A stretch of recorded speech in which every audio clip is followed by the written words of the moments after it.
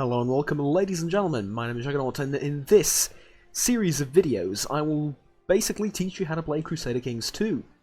So, let's begin. I'm going to pick a Western ruler to begin with, something like the King of England, for example, to show you the very basics of the game in this first video, where I will be primarily focusing on the first few years of the game and the UI.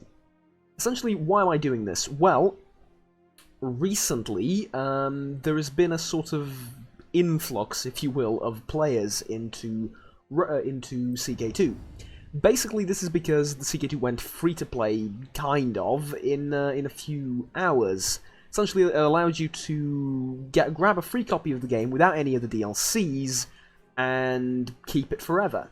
So, this new influx of players essentially allowed us to revitalize the game somewhat with fresh blood, quote-unquote. Essentially what's going on is there's now loads of players that have just picked up the game, never played a day in it, and are now wondering what the hell. So, I'm here to guide you, basically.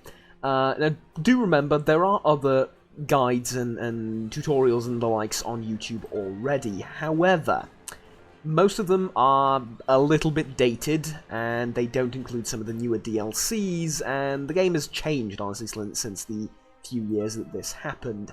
Now, I realise that the King of England, Harold, is actually the last Anglo-Saxon king. After him, William of Normandy conquers the English throne, so I don't want to start off at war. Let's pick someone else. Let's pick... I don't know.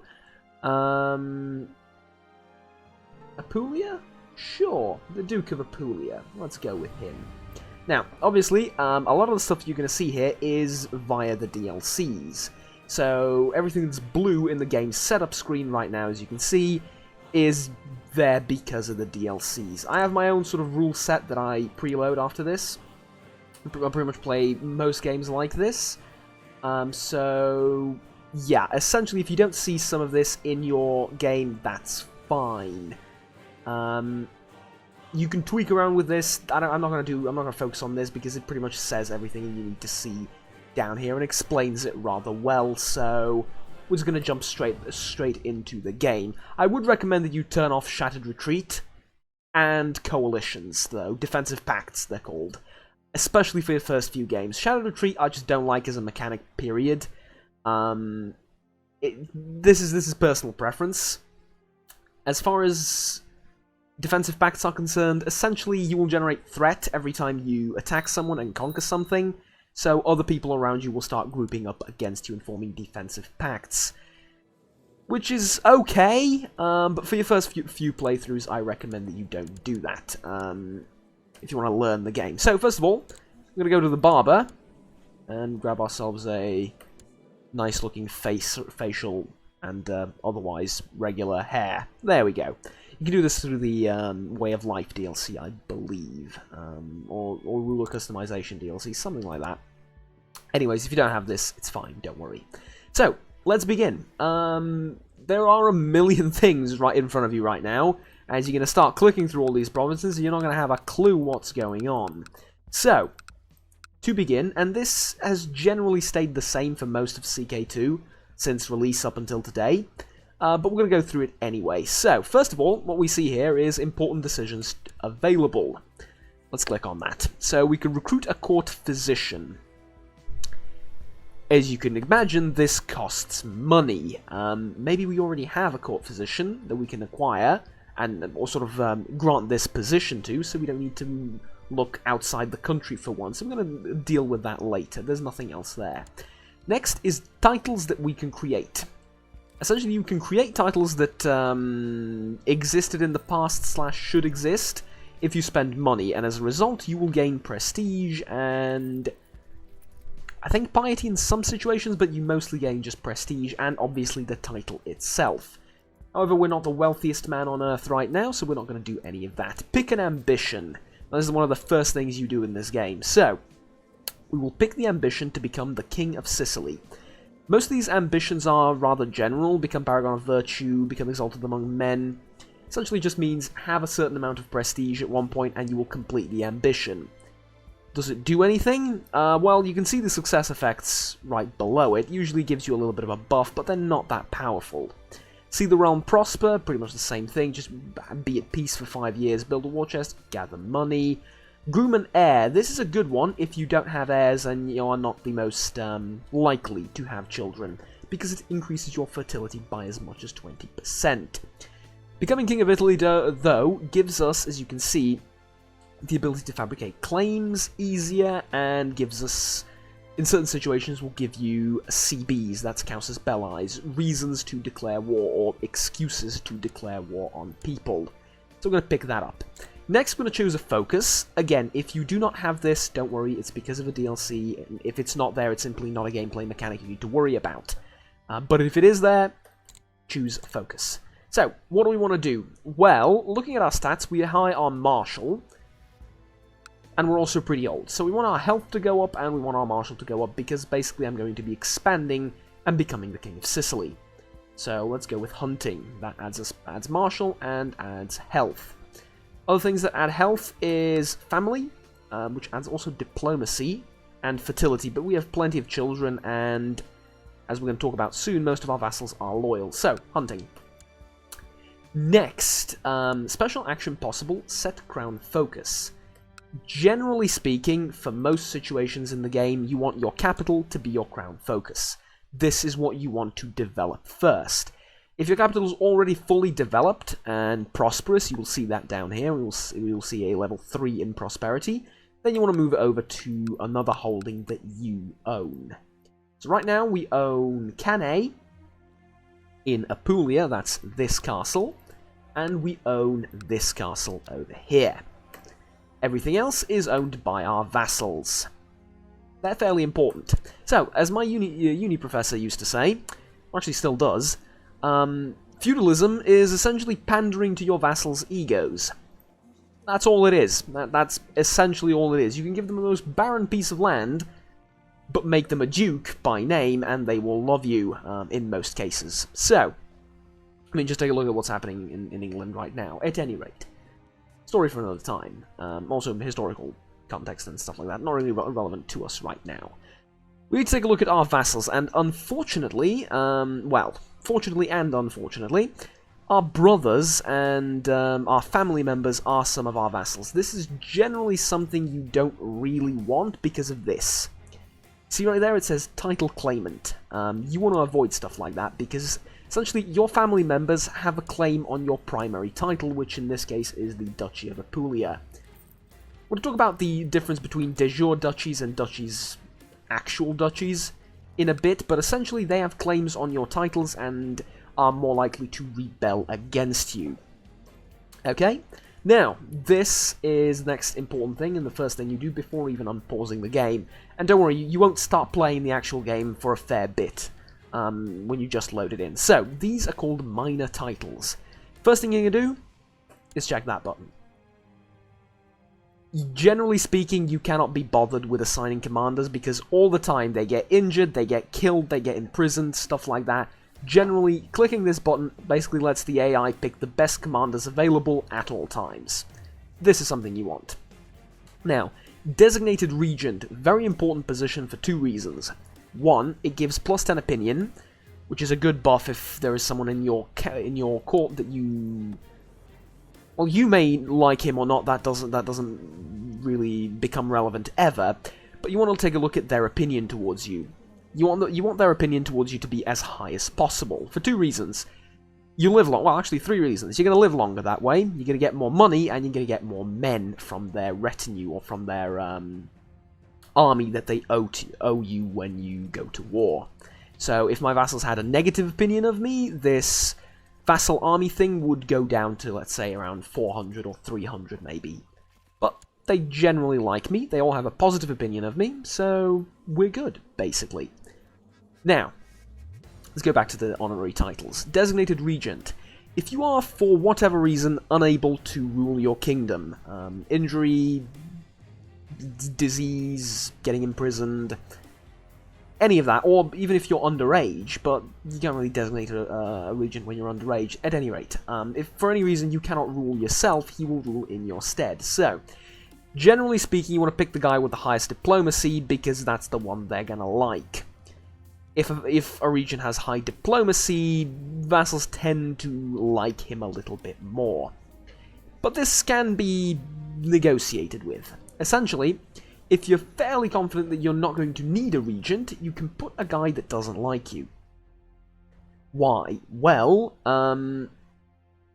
opinion bonus, basically. The plus 10 can really be influential, especially if you give him another honorary title, which are essentially just opinion buffs and nothing else. So that's exactly what I'm going to do. I'm going to pick the guy with a decent amount of diplomacy, but one of the ranking vassals as well, so a count. I think I only have counts and barons beneath me. Yes, so we're going to pick a count. And you really don't like me, but I have decent diplomacy as well, so this is my nephew. Alright, my nephew can be of that particular title. Next is Master of the Horse. Everything from here to all the way down here is now flat-out opinion bonuses. So this is plus 5 opinion. It also does give him a higher salary by 0.04, which is... I mean, we're making 7.61 per month. It's literally nothing. Don't worry about that. Realistically, it shouldn't be there, considering how little money that is. But it also gives them prestige, which is relevant to them, but not realistically that much. So, plus 5 opinion for Master of the Horse. Let's pick our Chancellor. Master of the Hunt, pretty much the exact same carbon copy of the previous thing, just ever so slightly different. So we're going to give these to the vassals that don't really like us. All too much, but are, well, powerful enough for their opinion to matter. Court Tutor. Usually I like to assign someone with high diplomacy on this, so yeah, this one will do. Court Tutor does give an opinion bonus, but you can't really and generally don't want to assign vassals to this. Which I'm not sure you can. Basically, this is the person that teaches all your children how to be proper people in the future. You want someone with good stats and good traits, relatively. You can tutor them yourself as well, so we'll talk about that in a little bit. Again, one of the features of the DLC, at least I'm fairly confident it is, focuses for children, so essentially they are exactly what they look like. These two are for faith, these two are for stewardship, these two are for strength, these two are for diplomacy. Somewhere between this and this, if you will, is intrigue. Somewhere between this and this is also learning. Generally, you see sort of a general pattern here. A lot of this is sort of random, essentially looking for childish traits like these. So we want our children, our female children, to be good at diplomacy. I'm going to pick that for them. We want our male children to be good, to be good either at war or stewardship. Both can actually be good depending on your playstyle, so I'm going to go for war on him because he's not the heir, and I kind of need commanders in the army. And same for you, he actually already has the rowdy and indolent trait, so I want to make sure he continues on that line. This is for slightly older children above a certain age. They get to pick their education focus, essentially. So now it's a very clear path to either improving their military skills, their diplomacy, their learning, stewardship, or intrigue. So again, female children, so we want... Actually, we want Curious for you, because Curious buffs up your learning and your diplomacy things, so there we go. Also provides a higher chance that you will get a education trait at the end of your education that's better than average. What about you? This is our heir. Now, your heir is very important. You start off with one now, so you can't really do anything about it, but it's very important. So, because when your king dies, you're going to be playing as this kid, and your vassals aren't generally going to like him, but we can talk about that in a future video. So, we want him to be good at etiquette. Your father is good at martial. He's going to be the one that secures future lands, and we want our heir to be able to hold them with good diplomacy. Okay, let's pick a few more traits for our people over here. Let's say stewardship for you, diplomacy for you, and martial for you. There we go. So, you've now cleared up the AI, and you're ready to begin. Not yet. Again, I talked about this is primarily going to be focusing on the AI at the very start of the game before you even unpause. So, you're not done yet, far from it, okay? See all these buttons up here, you're going to need to click all of them and go through all of them because this is the start of the game, and you need to do this every time you start the game, pretty much, because you want to get your country in order before time actually starts ticking. And don't worry if a few days tick by, it really doesn't matter that much, but still. Why not, right? So, we've already gone through the first one, good news. We haven't clicked on positions, though. So, this is your council. Generally speaking, your council members do stuff in the realm. This can be either collecting taxes, overseeing construction, all sorts of these. They're basically abilities, and they're things they can do. You can mouse over each one of these to tell you what they do in a more sort of detailed sense, but basically starting from top to bottom, for those that have never played this game ever, I mean, this is really aimed at you guys, but even for those that have a little bit, maybe you need some clarification. So, the default states are these here. These used to not exist in the past, now they do, so be grateful to Paradox. Essentially, performing statecraft improves relations with people and reduces your threat, should you choose to enable it, gradually. This is generally what you want to do when you don't have a specific task that you want your Chancellor to perform in mind. And this goes for all of the default actions pretty much, maybe apart from this one, but we'll talk about it. So, if things in the realm are generally okay as they are right now, I mean, nobody's looking to murder me, things are relatively stable, you want your Councillor to improve relations with sort of everyone in the realm. Alternatively, you can improve relations with someone specifically. This can be both inside your country and outside of it, but there is a limit in terms of physical distance, which he can travel. So, do we want anyone specifically to like us more? Not really. Fabricate claim. Very useful. Essentially, what this does is you can put your Chancellor in one of the enemy counties, cities, duchies, whatever, and after a certain time you will need to pay an amount of gold, and in exchange he will give you a claim on the land. So basically this will allow you to declare war on the person in question, and yeah. Well, that's about it. You're going to be able to declare war on him and take over the county you've bought the claim for, essentially. Next is sow dissent. If you notice that an enemy, for example the Holy Roman Emperor, or the Holy Roman Empire, sorry, is rather large, I think we'll agree on this. He has many, many vassals. For example, the Duchess of Florence is one of his vassals, correct? Now, as you can see, she doesn't really like him. You're looking for the top number here, by the way, not the bottom one. You're always looking at the top number, more or less, because this is not that relevant. This is. She has a plus 34 opinion of him, which is good, but it's not great. She controls a lot of land in Italy. What we can do is send this guy to sow dissent in Florence.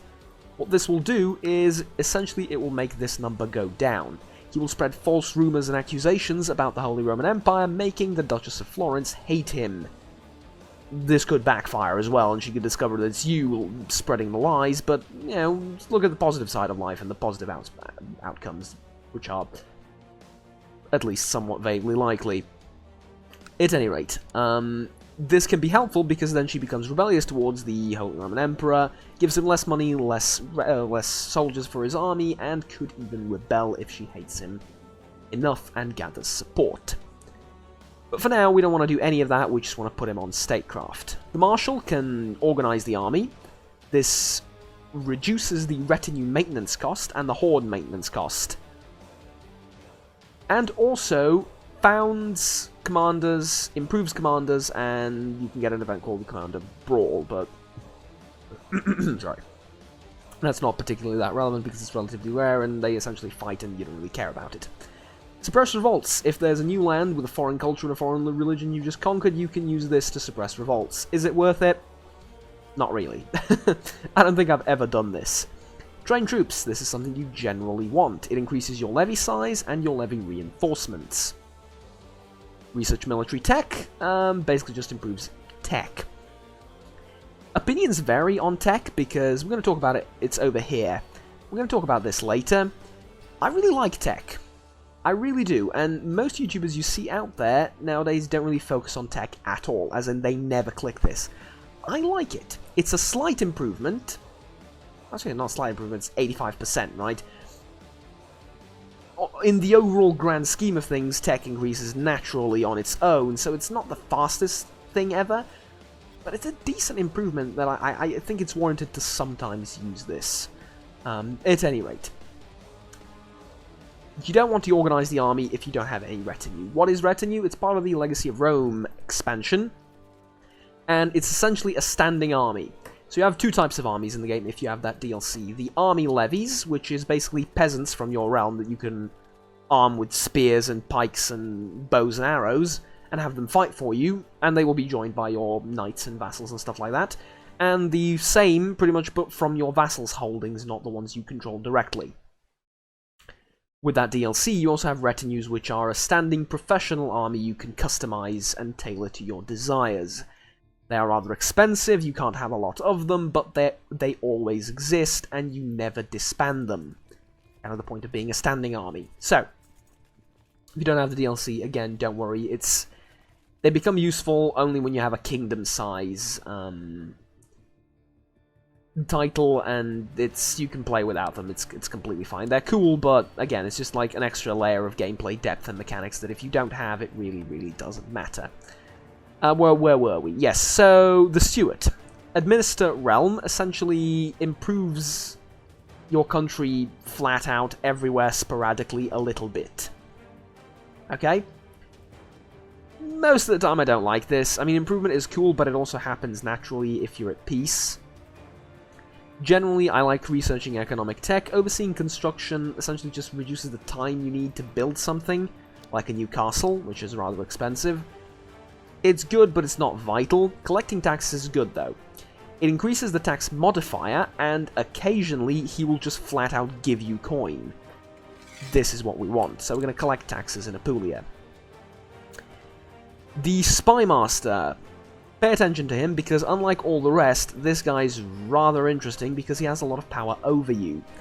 If he hates you and decides to, you know, remove your head from your shoulders, he has considerable power to do that via plots. So make sure your Spy Master likes you. If he doesn't, just appoint a new one that does. But make sure he does have a decent intrigue skill as well. Him, he can sabotage provinces, build a spy network, or scheme. Scheming is good if you're paranoid and your vassals don't like you, so they will create plots against you, and he may discover them and bring them to your attention. You can then promptly end them by asking the people that want to murder you to no longer want to murder you, which works a surprising number of times, actually, believe it or not, or you can simply kill them off with plots of your own, or imprison them. Actually, if they are a known leader of a plot, you can legally imprison them, and nobody but the imprisoned party will have anything against it. So, good. This, good. Sabotage province. No. Just don't. Just don't. You'd much rather be doing this, this, or this. Just don't. Build spy network. Increases plot power by 5%. That's very low. That's very low. Sometimes you want to do it if you really want to kill someone. No matter who it is. Via a plot. But generally speaking, your default state for the Spy Master is either scheming or studying technology. Considering the situation in the world is rather okay at this point, and in my kingdom, I'm going to send him to steal technology from the Byzantines. Essentially, at this point, Constantinople looks like a modern-day city, whereas Apulia looks like a village somewhere in Kenya. Technologically speaking, if we're going to compare the two. So, I want to steal the secrets of technology and culture from the Byzantines, as I'm pretty sure everyone did at the time. I mean, they did successfully do that as well. So, at any rate, historical references aside. Now, onto the priest, or the court chaplain. He can hunt apostates, which increases your piety, and he can find apostates as well if they exist. He can spread religion. This is important. Very. We go over to the religion tab right now. You do it by clicking R if you have the default key bindings on and then US keyboard, but it's this button here. It essentially shows you the religious map of Europe. Those provinces that are Catholic are displayed in like this, Orthodox is that color, Sunni is that color, Shia is that color, and so on and so forth. You have the Jews, the Miaphysites, the basically all sorts of different religions that you can see are here. Now, as you can see, some provinces in our country are Orthodox. We don't like that because we're a Catholic ruler. However, Apulia and this sort of south of Italy, until long ago, not until long ago even, was controlled by the Byzantines, so the Orthodox influence remains. What we want to do is we want to get him to spread the Catholic religion and convert these people. There is a chance he can do it correctly, there is a chance he will fail, but that's honestly his problem. So, you don't want, generally speaking, countries and counties and areas of other religions because they can rebel. You don't want vassals of other religions, especially because, well, they can rebel and they have considerably more influence, but in areas like these, Orthodox rebellions can pop up, which is important to note. Alright, there we go. That's it about religion and the council. Moving on to laws. First of all are the inheritance laws. Ultimogenitor means the youngest child inherits. I mean, pretty much all of this you can sort of read for yourselves. Elective monarchy is very good, but it's a bit finicky because it requires your vassals to like you in order for them to vote what you want to vote. Generally considered best, well, not best, but generally considered much better than anything else at the start is primogenitor. The oldest child inherits. And it's more or less the best option. Again, elective is very good as well, but it's a bit finicky. Seniority is interesting, you can pull off all sorts of stuff. With it, ultimogenitor is really good as well if you're good at keeping your vassals, if you're good at keeping your rulers and yourself, basically the player, alive for a very long period of time, up until your youngest child is like 18. Because if your child inherits at 18, he will rule for a long time, and the longer a king stays in power, the more liked he becomes. Which is to say, if your child is 40 when he goes on the throne, people are not going to like him that much, and by the time he's 50 or 60, he's going to die. It can create some problems with the transfer of power. At any rate, ultimogenitor or primogenitor are my favourite. Elective monarchy can be very good, but finicky. Gavelkind is the worst. Essentially what happens is every title you own gets divided between your sons. Which you might think is not a bad thing, but remember that you only continue playing as one of them, so instead of inheriting the entire bloody thing, the player, you, inherits a fraction of it. Primogenitor is not bad if you only have one child that can inherit, but we don't. So we want to change the succession law as quick as possible to ultimogenitor or primogenitor. Generally speaking, again, it's a little bit easier to change to ultimogenitor, because it requires that you have reigned for 10 years. I mean, you can see the list of conditions right here. In my experience, it's a little bit easier to change to this than it is to this, but, you know, it depends on how other things go, and luck in a little bit as well. So, now we're going to go over to realm. This is very important as well. So, realm controls centralization. The less centralized a kingdom is, the more vassals you can have, and we will talk about vassal limit in a bit. Essentially, all you need to do is mouse over it, and you'll be able to see. So, the base for the vassal limit is 1. Your rank, or the rank of your primary title, this can be Count, Baron, Duke, King, or Emperor, has a base of its own as well. So it adds to it. So 8 plus 1 is 9. Laws, which are these things here, add a certain amount as well, and your ruler's personal diplomacy adds a tiny little bit as well. Okay? So, the less centralized a kingdom is, the more vassals you can have. The more centralized it is, the less vassals you can have, but you are allowed to control more territories under, well, personally, basically, right? So you can control more castles directly, more cities directly if you're a republic. We'll talk about those in a future video as well, but you can control more stuff directly and not have someone else rule them for you. Okay? Depending on your playstyle, again, you might want to go to the left, you might want to go to the right. For now, this is okay with me because I only have 2 out of 3 demesne for myself. When I get 4 holdings, and let's say maybe I don't want to create another vassal, I might increase centralization. Because I don't need 24 vassals, I can only have 6, and in the near future, 10, probably at best. Status of women, who cares? It's because it's traditional, it's a historical joke, alright? This is the sort of stuff that you can do for flavor mostly. Allowing women to hold positions in office is good for you, believe it or not. Why? Well, it's half the population, isn't it? If a woman has a ridiculously high diplomacy score, you'd really like her on the council, wouldn't you? I mean, she can fabricate claims a hell of a lot quicker, which is also something I should have mentioned before. The higher their skill of the councillor, the better they do, but you can't just put anyone on the council. I mean, literally speaking, you can, but you don't do that. You put your powerful vassals on the council, because if they're not on the council, they hate you and will rebel. So you want to make sure that all your powerful vassals are on the council, but put them in positions that are suited towards them. So this guy is best in stewardship, so we're going to make sure that he's the steward. Remember, if you make a mistake and put, let's say, this guy to be the steward instead of this guy, you can click here, right-click on their portrait, and go somewhere along the lines of change council position, right there. And this will allow you to change his position without actually firing him from the council. If you want him to be a steward, or if you want him to be a marshal, change his position if he's already on the council. Don't fire him, that's a big mistake. Okay, so status of woman we talked about. Mostly flavor. Also rather difficult to pass because it's kind of controversial to get it to full. In some games this might be locked as well because it's not historical. But you do need a high level of tolerance as well in tech in order to get it all the way up. But, you know, this is the sort of thing that you progress towards as you play through the game if you want to.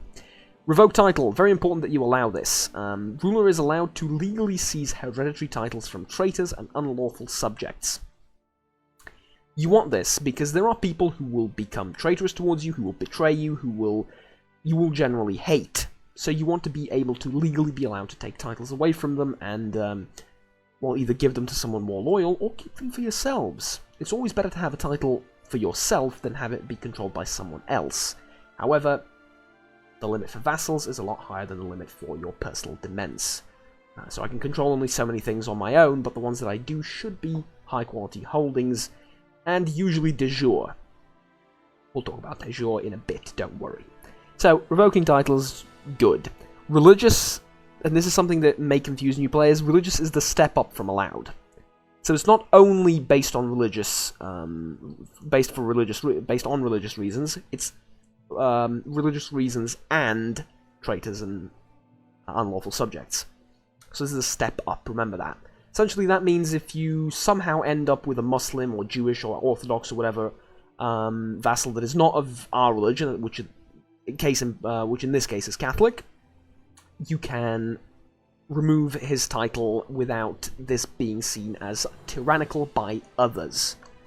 Always remember that the person you're taking the title away from will hate you no matter what because, well, you're taking his house away, of course he is. Administration. Very important. Administration essentially allows new stuff to be implemented. New laws, add some sort of modifiers. For example, vassals who refuse liege interference in wars are seen as traitors. So now they can't refuse that. I mean, if they, literally speaking, they can't, but there's severe repercussions if they do. So this basically, administration, the later you go, it gives your player more power. Imperial administration, for example, gives you a vassal limit of plus 25. This is if you want to conquer the entire map, but, you know, the plus 25 helps, don't get me wrong. Late administration also allows some new laws to be put in place and stuff like that, mostly secession laws, by the way. So we want to move forward with this notion, but laws are generally voted upon, especially in this country. So obligations, we're going to storm through those really quickly. Essentially, do they pay more money, or do they give you more men? In my opinion, this should be kept central at all times. Sometimes if you want to leave, if you have a relatively big empire and you want your vassals to expand on their own, not just within your empire, but outwards as well, and attacking hostile nations, they can do that, and if you change the obligations to taxation, they will have more men to fight for, you know, them, for their private wars. Alternatively, if you want them to just stay put and loyal, you can ask more men from them, but they will pay you less. In any extent, the same goes for the city vassals, for the church, and for tribal vassals. Note, sometimes you want cities to pay you more taxes and churches to pay you relatively the same as nobles. Because cities are not very good at providing levy, but they're great at providing money, so you might want to push them further towards money and these guys further towards men.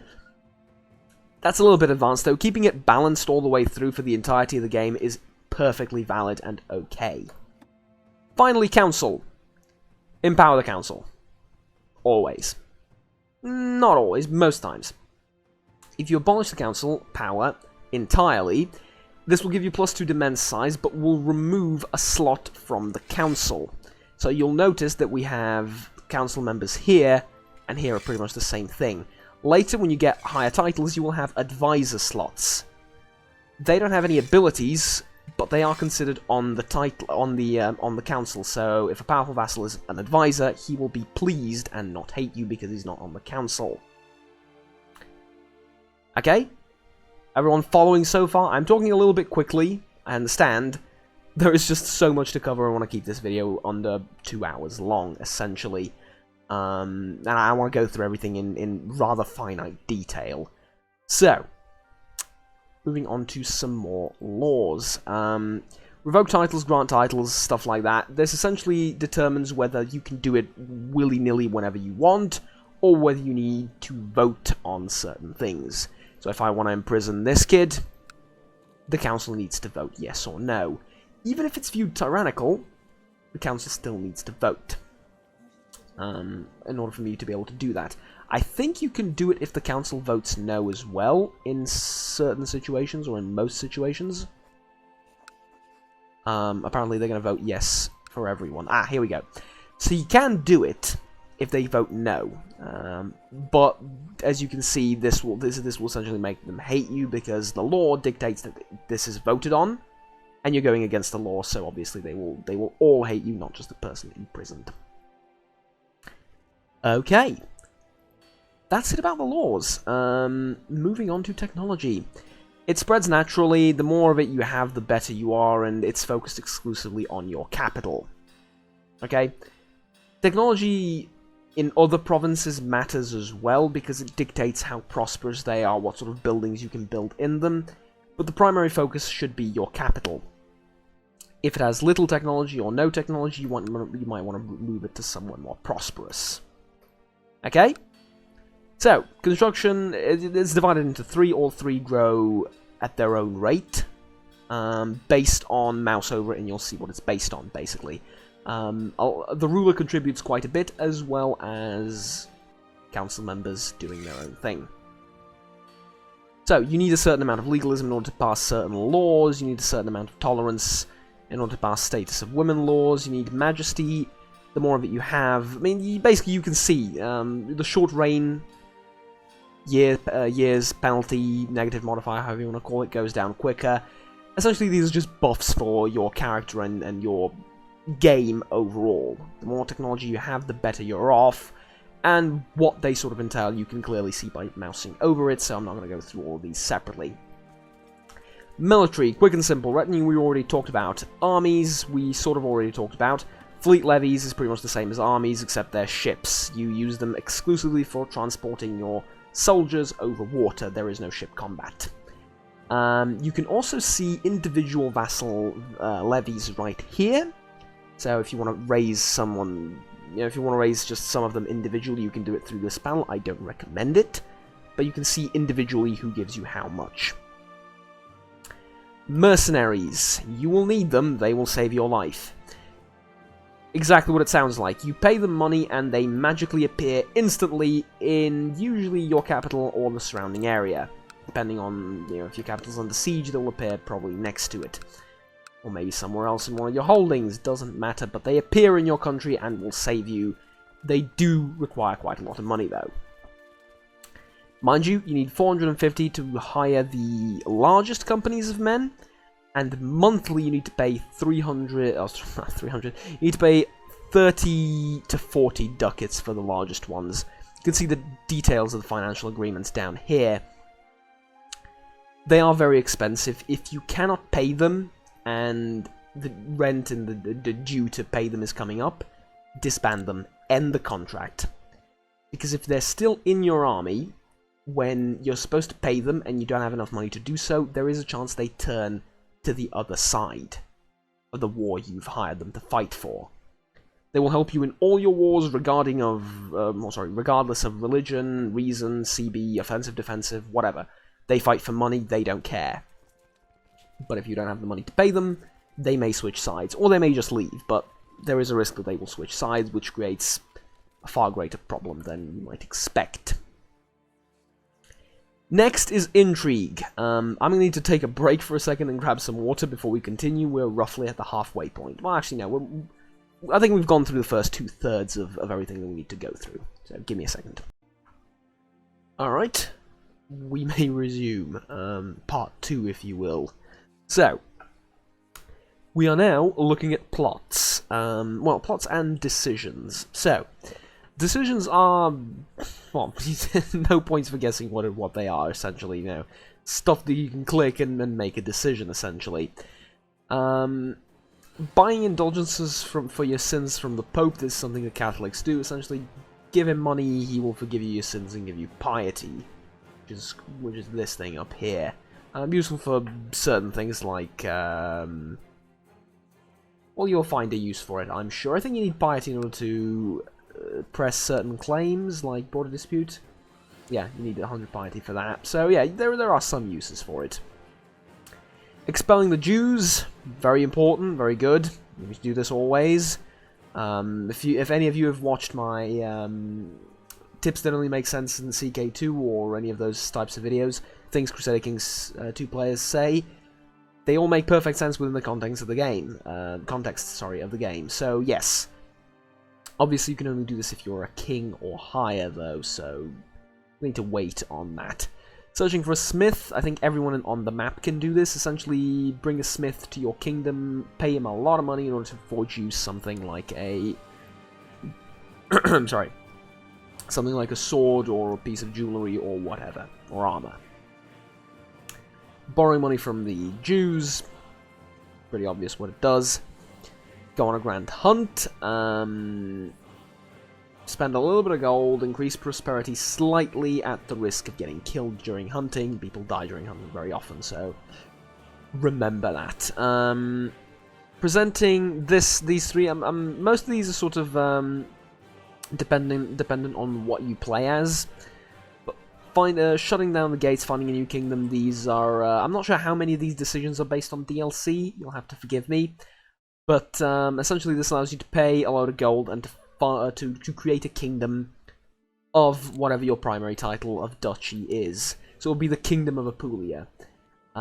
This is different from the Kingdom of Sicily. So if you cannot get to a kingdom, and cannot control most of the provinces in a kingdom, in a de jure kingdom, you can do that, and you can just create a kingdom out of whatever you have right now, and it will be a de jure kingdom once it's created. So there you go. That's it about... I mean, that's pretty much it as far as decisions are concerned, apart from these 4. I think everyone on the map has access to these 4 in one way or another. Promoting a commander, spend money and prestige, get a commander. You know, basically, it's a person that lives in your court and has no titles, is not related to you in any way, shape, or form, has your culture and religion, and a relatively good martial score. Basically, his only purpose is there to serve as your commander. Holy Man, same, but he's for more sort of church-related things. Noble to court, pretty much the same, but he's just like a regular vassal tier person that you can give him land. Essentially, if you don't have anyone else to give to, or you don't want to give any more land to any of your current vassals. And debutante is a woman, a young noble woman, and that's it. You invite her to your court. That's about it. So now, I was going to talk about de jure kingdoms and stuff like that, but we won't have time to do that in this video. Factions, really quickly. If you are a vassal under someone, you can create or join factions in that empire. If you are a sovereign ruler, you cannot join factions, obviously, but against whom would you join factions? That's not how it works. It's not. Factions are exclusively an internal policies thing. Other people will create factions against you. They will do it if they're unhappy, essentially. There is no loyalist faction as of this point. So, all factions are good. If you have no factions, no factions is good, sorry. If you have any type of faction, that's bad, and you generally want to get rid of it. Murdering faction leaders is an option, but tends to create problems if you're discovered. Generally speaking, you want to enact... well, laws... not really, but you generally want to do things and create your character in such a way that people like him. So you don't want to piss off your vassals, you want to give them gifts of gold, stuff like that, give them land, give them honorary titles, help them out if they ask for help, bribe them, improve relations with them in order to keep them loyal and keep them out of factions.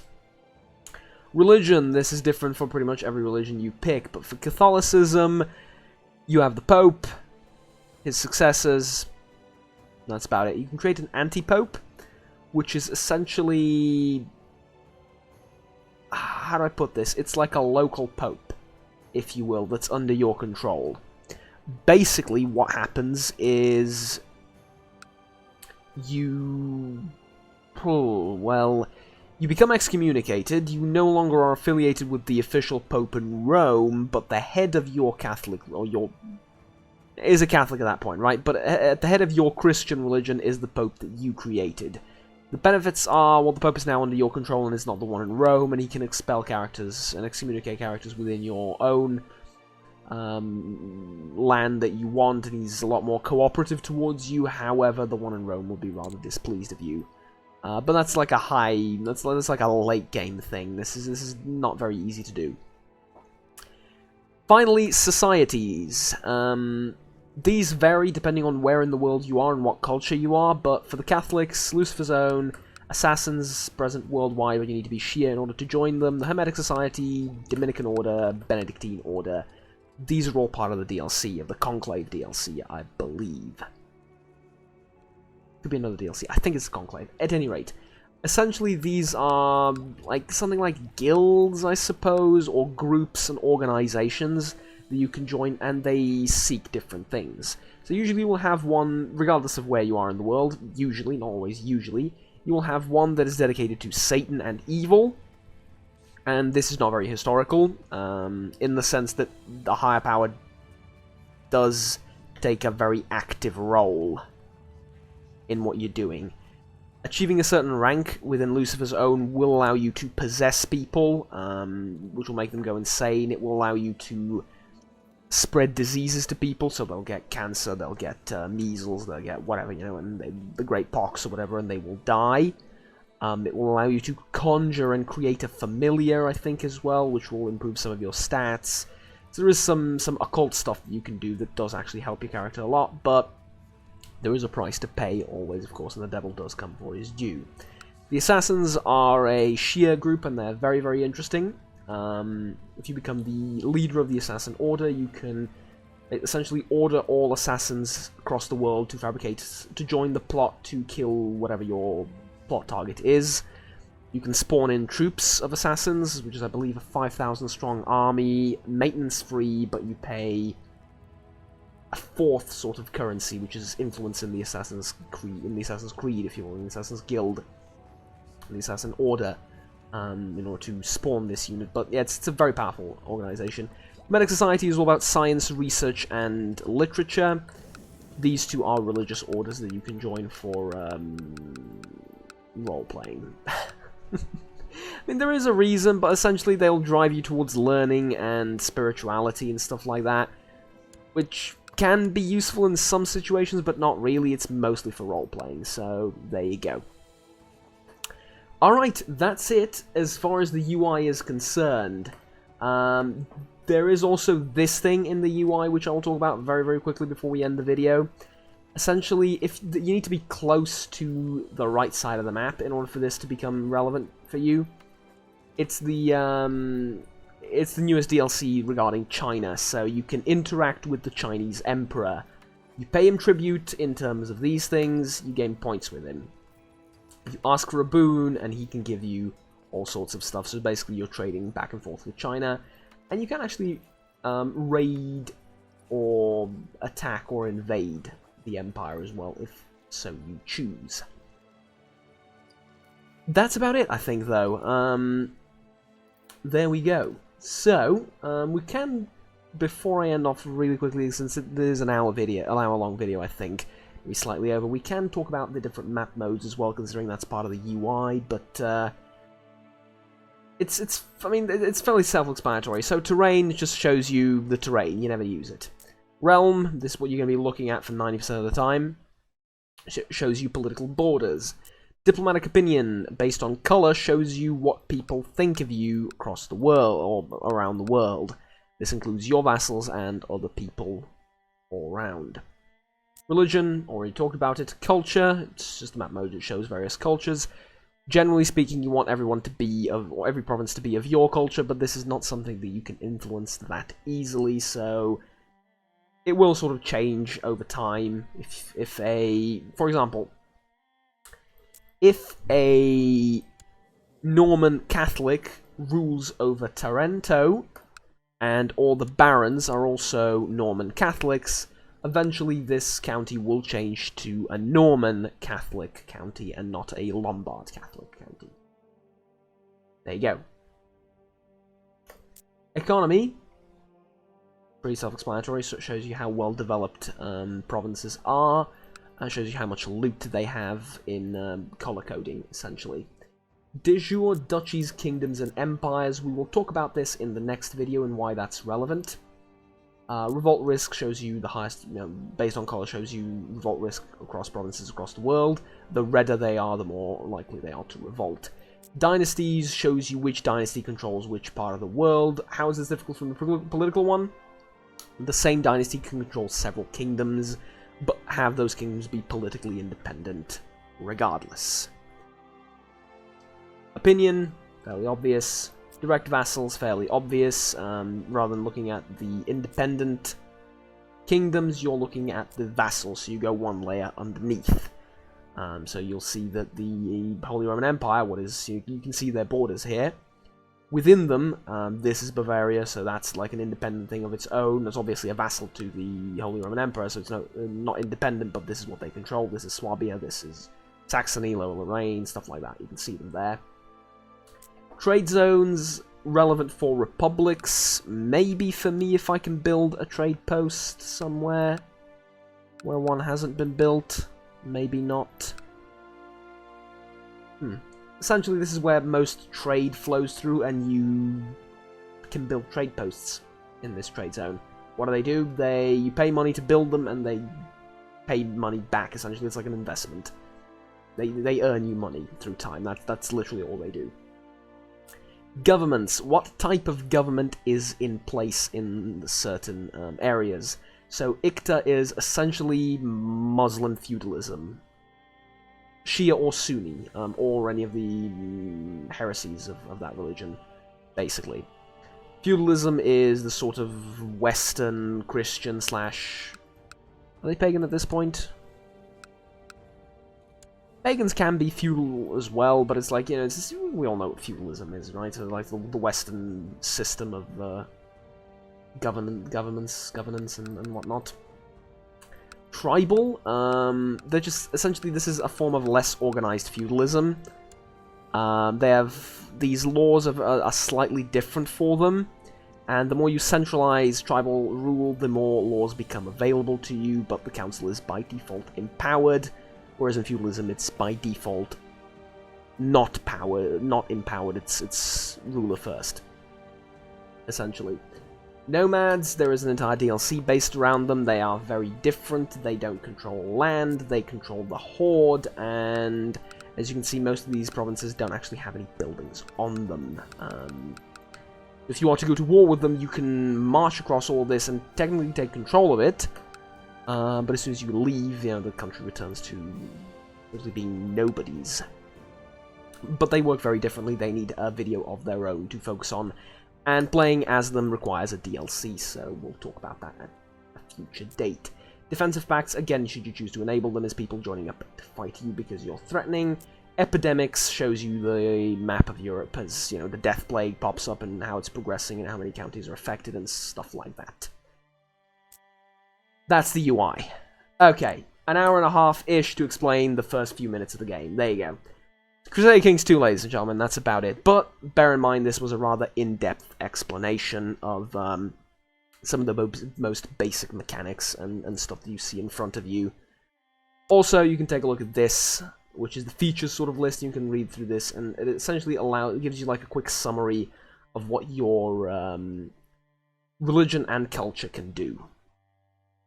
There you go. That's about it.